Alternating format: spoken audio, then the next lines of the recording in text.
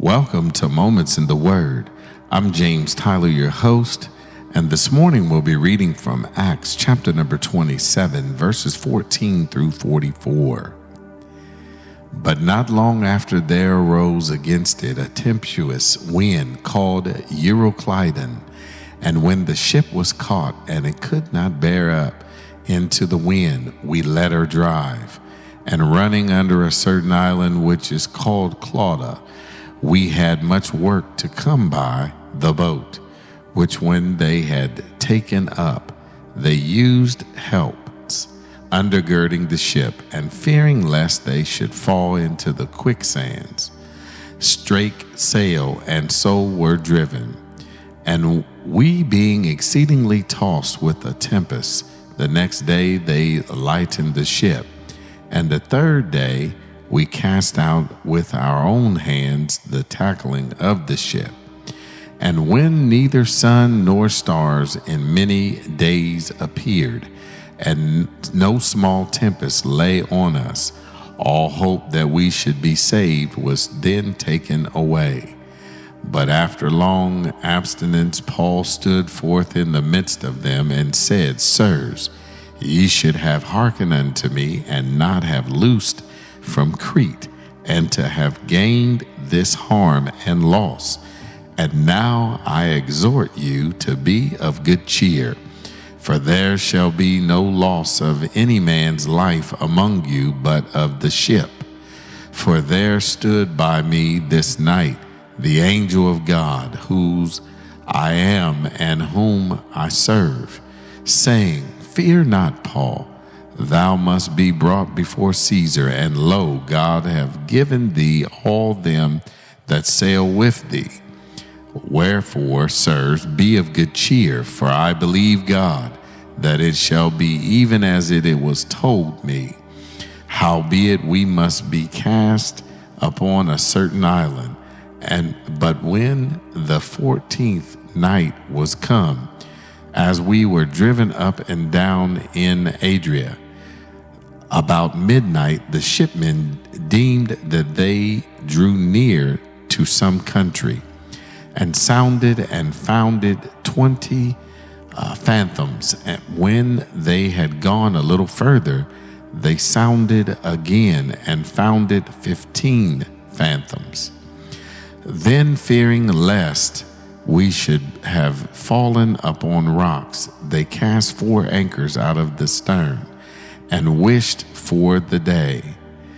And as the shipmen were about to flee out of the ship, when they had let down the boat into the sea, under color, as though they would have cast anchors out of the foreship, Paul said to the centurion and to the soldiers, Except these abide in the ship, ye cannot be saved. Then the soldiers cut off the ropes of the boat and let her fall off.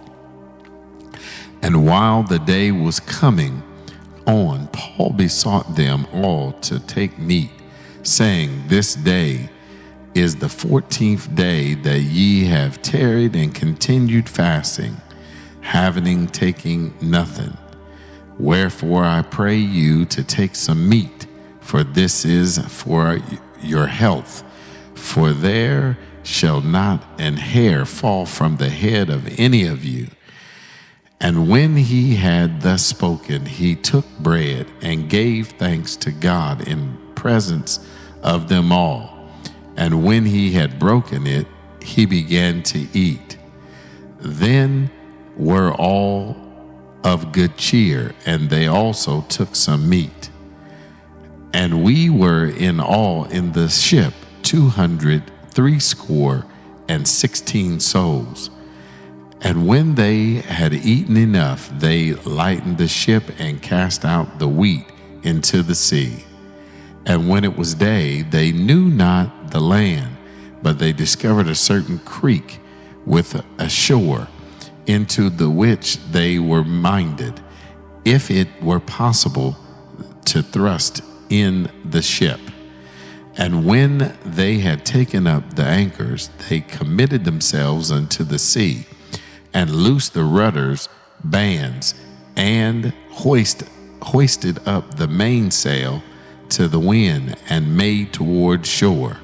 And falling into a place where two seas met, they ran the ship aground, and the forepart struck fast and remained unmovable, but the hinder part was broken with the violence of the waves. And the soldiers' counsel was to kill the prisoners, lest any of them should swim out and escape.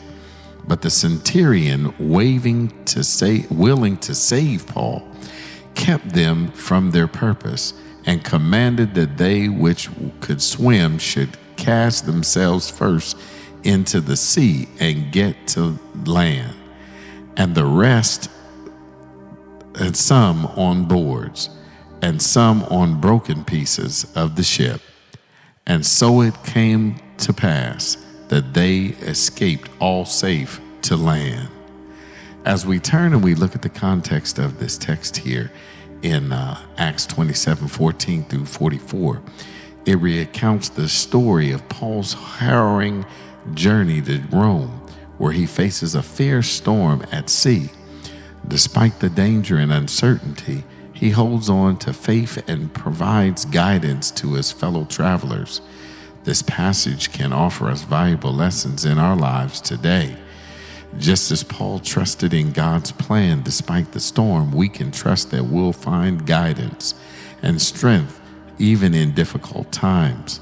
Maintaining hope in challenging situations can help us stay strong and support others who may be struggling as well.